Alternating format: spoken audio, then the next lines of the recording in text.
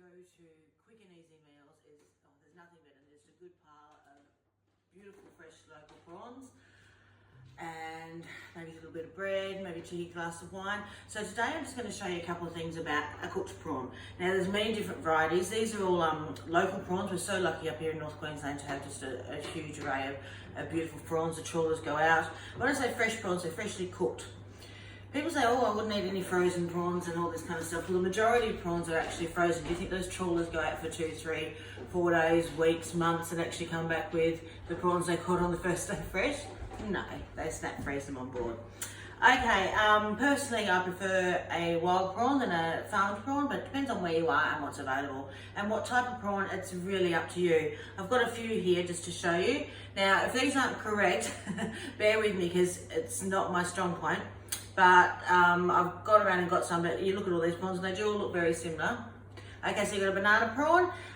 This one is very prone to be used in hot dishes more than cold. Very good with Asian flavours. It's called banana prawn because it looks like a banana and sort of a medium sort of shell. I'm not a huge fan, but once again, it's really up to you what prawn you like. So best I suggest is just get out there and get a few and try them. Now these are endeavours. These are sort of known as the truffle of the prawn world. They're one of Australia's, they've sort of won awards of being the best prawns in prawn eat-offs and things like that. Once again, try them. Now, one of my all-time favourites are red spot kings, and these ones are easy to know why they're red spot kings because they've got a red spot on them. They're a really nice, firm, sweet, juicy prawn, and one of my all-time favourite go-tos. These are japonicas. These are a type of well, they're known as a Japanese tiger prawn. They've just only sort of recently sort of been discovered in Australian waters, originally sort of around sort of other parts of the world, and they've sort of come over, but they're very similar to the tigers, which is these ones here. They look quite similar, so if you're a prawn expert and I've got it around the wrong way, sorry. These are tigers. These are another one of my favourite prawns. We use these a lot in the restaurant. You can get beautiful different sizes, U6s, U10s, U8s, all sorts of ones.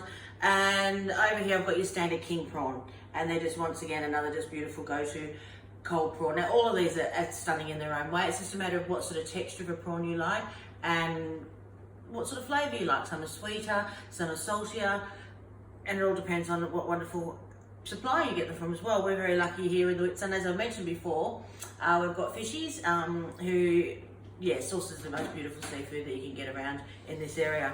So now basically, let's just go, we'll go with these tigers. I'll just pop them out of the way. Now peel a prawn.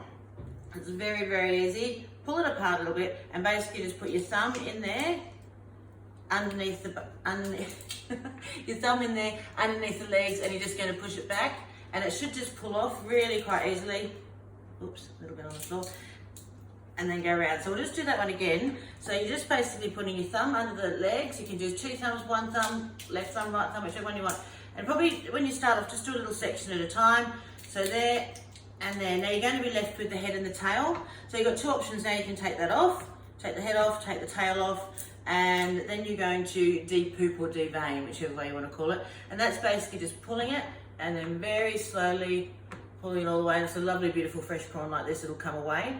Now, inside you've got the poop vein, which is obviously the dark vein, and the other one, which is sometimes known, or it can be sometimes the fat, or even the roe of the fish as well, the prawn, sorry.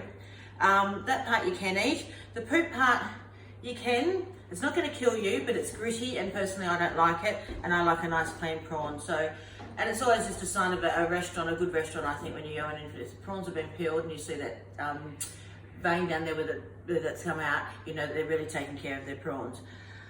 Okay, so say you want to leave the head and the tail on. The easiest way then to get that out, you can sometimes get in there and pull it away, but the easiest way is just to get a small little paring knife and just make a little slit.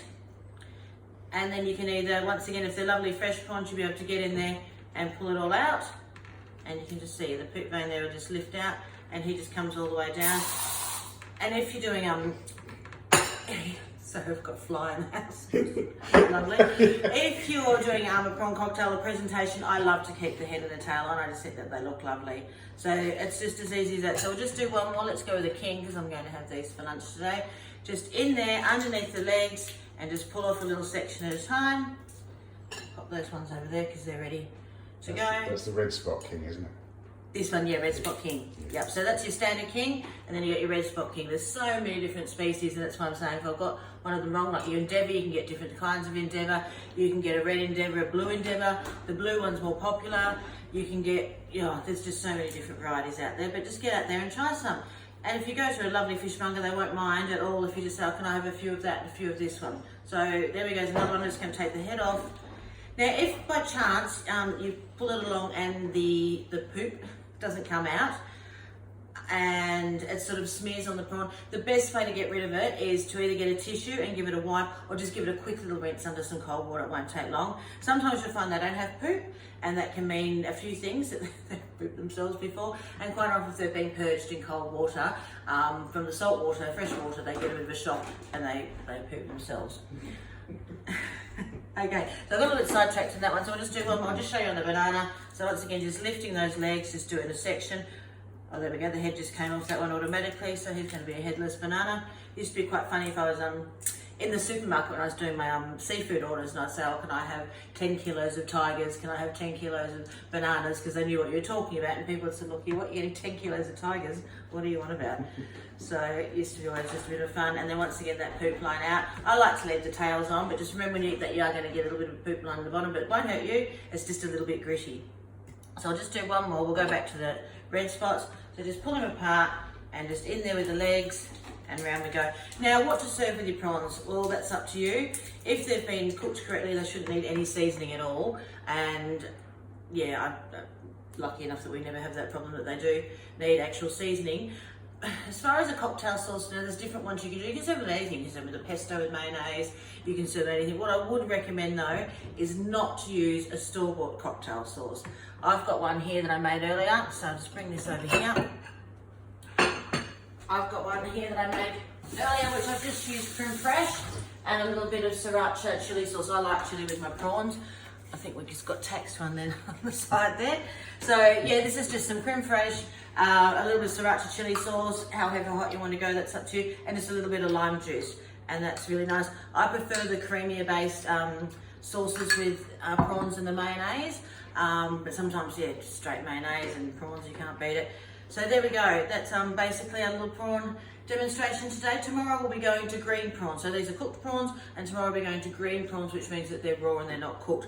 Now, one more last thing, don't go throwing this out. This is gold.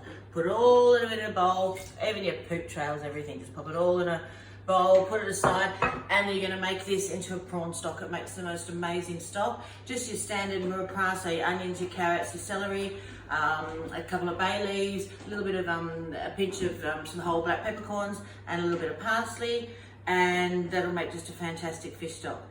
So if you don't want to do it straight away, pop them in a bag in the freezer, and then when you're ready, off you go. And then you've got your fish stock, your prawn stock, sorry, and that's a base for, it could be a fantastic fish soup, it could be a prawn bisque, it could be a bouillabaisse, the list just goes on and on. So once again, if you've got any questions, don't hesitate to ask me, and I'm going to go and enjoy some prawn for lunch.